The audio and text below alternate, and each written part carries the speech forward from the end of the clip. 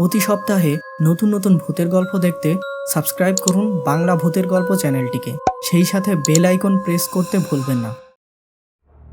অমাবস্যার রাত, চারিদিক যেন অন্ধকার গ্রাস করে নিয়েছে। আশেপাশে সবকিছুর রং কালো বলে মনে হয়। এই অন্ধকার রাতে বনের ভিতর রাস্তা ধরে এগিয়ে আসছে একটি গাড়ি। একে তো অমাবস্যা, তার উপর রাস্তার পাশে কোনো প্রকার বাতি নেই। কেবলমাত্র গাড়ির সামনের দুটি আলো এই অন্ধকার ভেদ করে এগিয়ে যাচ্ছে। গাড়ির স্টিয়ারিং ধরে আছে সোহম এবং তার পাশে বসে আছে শ্রেয়সী।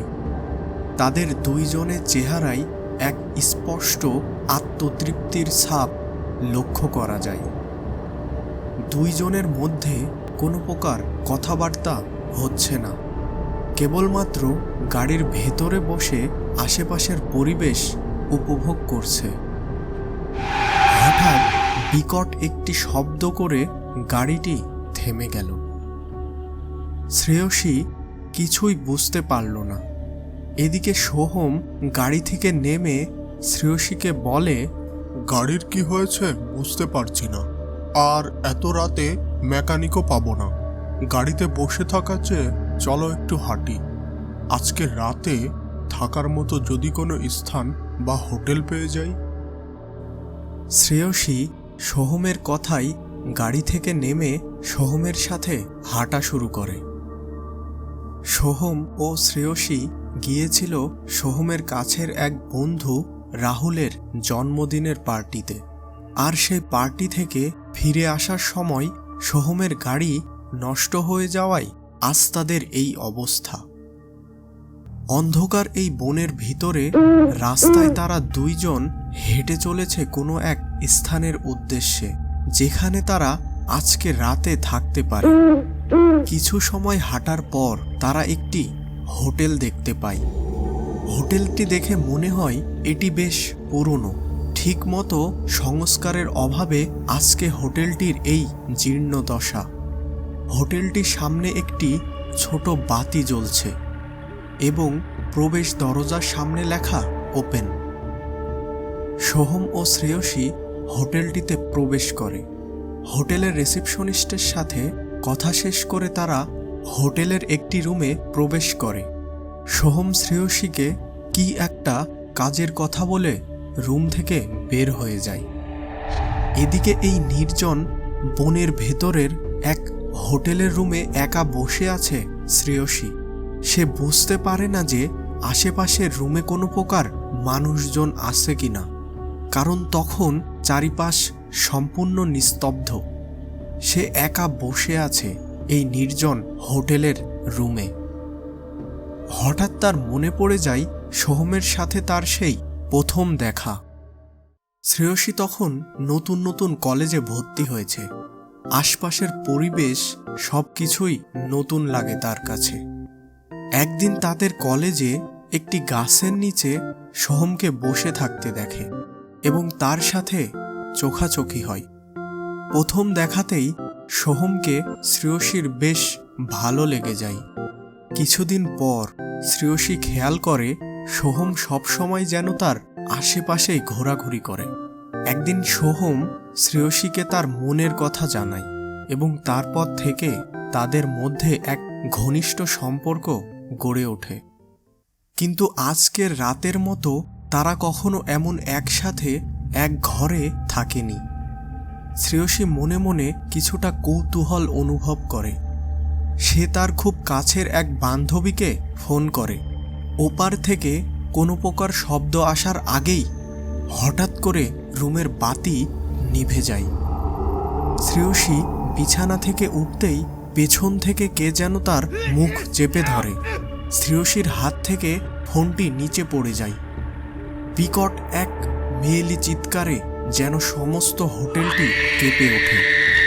কিন্তু সেই চিৎকার এই নিস্তব্ধ বনের মধ্যে কোথায় যেন হারিয়ে যায়। সকালে পুলিশ এসে একটি গাছ থেকে গলায় দড়ি বাঁধা একটি মেয়ের লাশ উদ্ধার করে। লাশটি শ্রেয়সীর। মুখ ও শরীরের বিভিন্ন স্থানে কাটা দাগ দেখে বোঝা যায় যে মেয়েটিকে হত্যার আগে অনেক অত্যাচার করা হয়েছিল। এই ঘটনার পর থেকে পাশের হোটেলের রিসেপশনিস্টকে আর কখনো কেউ দেখতে পায়নি। ঘড়িতে সময় রাত ঠিক 1টা। রাশি তার কলেজের অ্যাসাইনমেন্ট শেষ করে বিছানায় শুয়ে পড়েছে। আগামীকালকেই শেষ দিন এই অ্যাসাইনমেন্টটি জমা দেওয়ার, তাই সে এত রাত জেগে অ্যাসাইনমেন্টটি সম্পূর্ণ করে। অনেক রাত জাগার ফলে রাশি বিছানায় শুতেই ঘুমিয়ে যায়।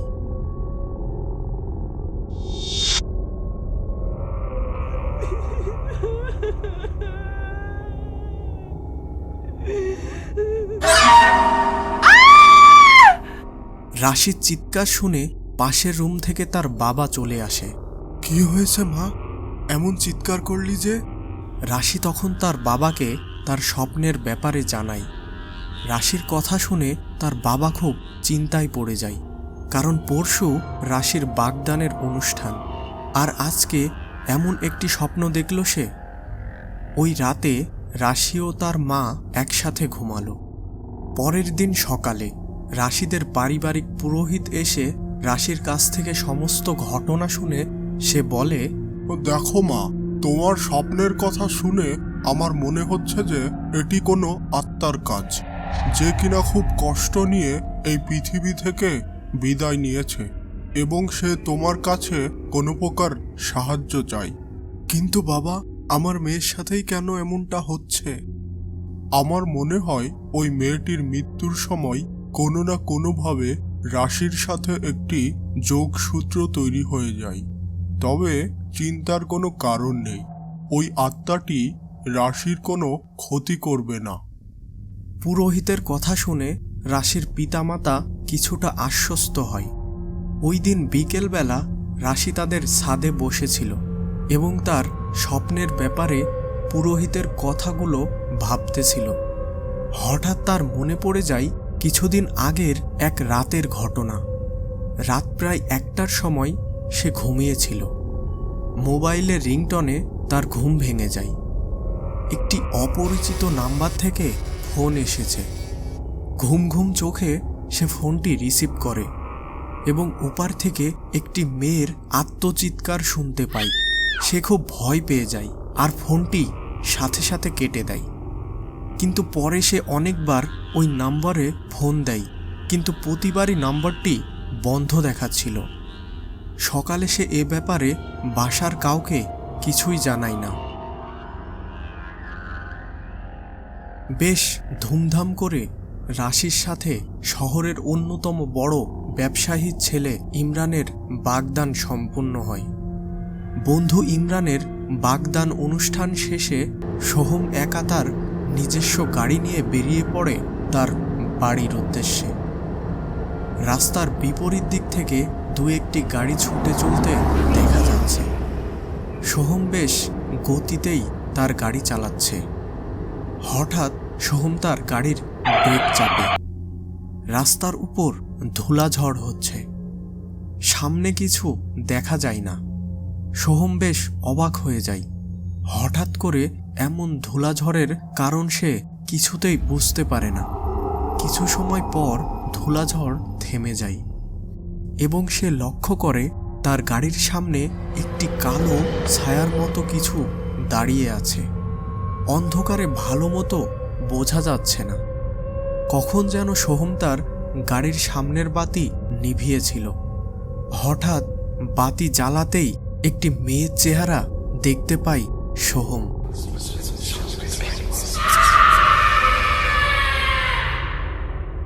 আরে, এ তো শ্রেয়সী! চিৎকার দিয়ে ওঠে সোহম। এমন সময় এক বজ্রপাতে সোহমের গাড়িতে আগুন লেগে যায়। সকালে পুলিশ সোহমের পোড়া লাশ নিয়ে যায় পোস্টমর্টেম করার জন্য। সোহমের মৃত্যুতে তার কাছের বন্ধু রাহুল ও ইমরান খুব কষ্ট পায়।